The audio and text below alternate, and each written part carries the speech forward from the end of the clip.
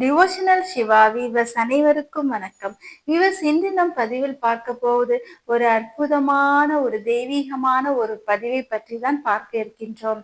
முருக பக்தர்களாகிய நாம் அனைவருமே ஆவலுடன் எதிர்பார்த்து காத்து கொண்டிருக்கும் ஒரு உன்னதமான திருநாள் தான் இந்த ஐப்பசி மாதத்தில் வருகின்ற மகா கந்த சஷ்டி விரத தினமாகும்.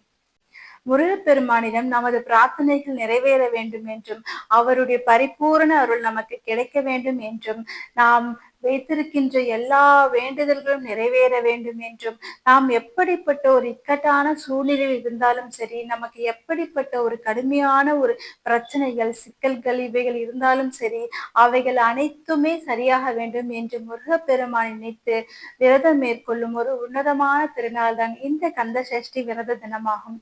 சூரபத்மனை வென்ற இந்த திருநாளைத்தான் நாம் கந்த சஷ்டி விழாவாக கொண்டாடுகின்றோம். சூரனையும் அவன் கிட்ட இருக்கின்ற தீய எண்ணங்களையும் தீய சக்திகளையும் எல்லாவற்றையும் முருகப்பெருமான் கொன்று களைந்தார். இந்த திருநாளைத்தான் நாம் கந்த சஷ்டி விழாவாக கொண்டாடி கொண்டு இருக்கின்றோம். ஊனை உருக்கி உள்ளொளி பெருக்கும் இந்த திருநாளைத்தான் நாம் கந்த சஷ்டி விழாவாக கொண்டாடுகின்றோம்.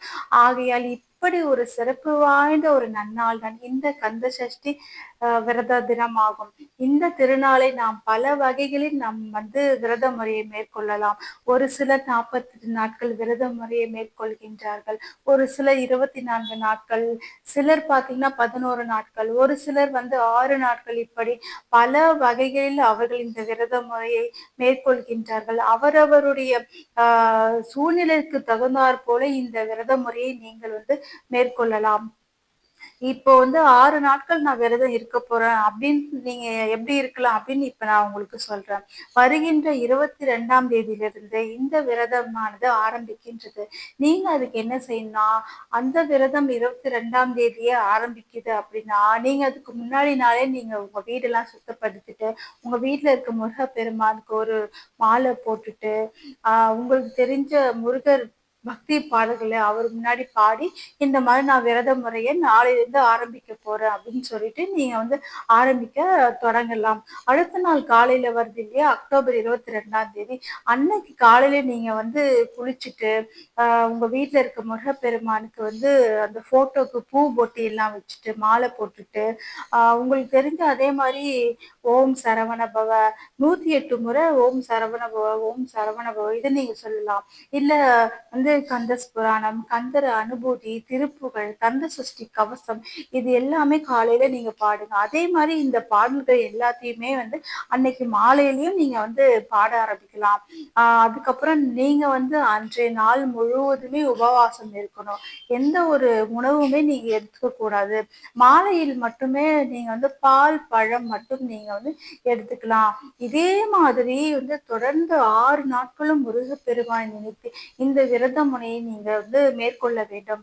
இந்த விரத முறையை நீங்க தொடர்ந்து செய்ய செய்ய என்ன ஆகும்னா, உங்ககிட்ட இருக்கிற அந்த ஒரு தீய எண்ணங்களா இருக்கட்டும், உங்களுக்கே தெரியாம ஒரு சில தீய எண்ணங்களா இருக்கு, அது உங்களை விட்டு போயிடும். உங்களுடைய வேண்டுதல்கள் நீங்க எதை வச்சு இந்த விரத முறை நீங்க ஆரம்பிக்கிறீங்களோ, அந்த விரத முறை உங்களுக்கு ரெட்டிப்பான பலனை உங்களுக்கு கொடுக்க ஆரம்பிச்சிடும். இந்த விரத முறையை நீங்க செஞ்சீங்க அப்படின்னா, உங்க வீட்டுல செல்வம் கொழிக்க ஆரம்பிக்கும். வீட்டுல வறுமைன்ற ஒண்ணே இருக்காது. ஒரு சிலருக்கு குழந்தை பேர் இல்லாம ரொம்ப கஷ்டப்படுவாங்க.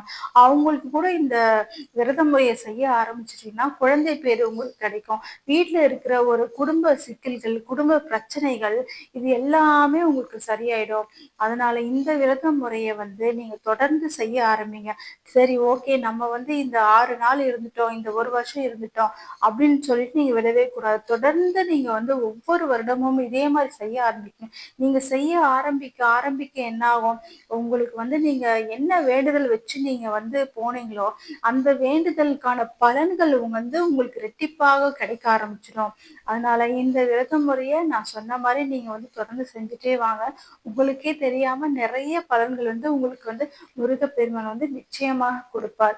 பல ஆலயங்களிலும் பார்த்தீங்கன்னா இந்த 6 நாட்களுமே முருகப்பெருமானுக்கு மிகவும் சிறப்பாக எல்லா கோயிலுமே அனுஷ்டிக்கப்படுவார்கள். நீங்க அந்த நாளன்று கூட கோயிலுக்கெல்லாம் போயிட்டு முருகப்பெருமான் தரிசனம் கூட பண்ணிட்டு வாங்க. இந்த திருநாளை நீங்க கண்டிப்பா தவறவே விடக்கூடாது. ஏன்னா நீங்க வைக்கிற அந்த ஒரு சின்ன ஒரு வேண்டுதல் வந்து உங்களுக்கு பல மடங்கு கொடுக்க போகுது பலன். அதனால இந்த ஒரு விரத தினத்தை நீங்க வந்து தவற விடாதீர்கள். தொடர்ந்து இதை செஞ்சுட்டே வாங்க. இந்த விரத தினத்தை பார்த்தீங்கன்னா, ஒரு சிலர் மிளகு விரதம் இருப்பாங்க, துளசி விரதம் இருப்பாங்க. அப்புறமா வந்து நீராகாரம் மட்டுமே அருந்திக் கொண்டு அவங்க விரத முறையை மேற்கொள்வார்கள். உங்களுக்கு தகுந்த மாதிரி உங்களுடைய உடல்நிலைக்கு ஏற்றாற்போல நீங்க இந்த விரத முறைய வந்து மேற்கொள்ளலாம். நீங்க வந்து ஒரு நாள் ஃபுல்லா தண்ணீர் மட்டுமே குடிச்சிட்டு, மாலையில் மட்டும் பால் பழம் அருந்திட்டும் நீங்க வரலாம். இந்த மாரி நீங்க தொடர்ந்து செஞ்சுட்டு கூட நீங்க வரலாம். ஓம் சரவண பவ. நன்றி. வணக்கம்.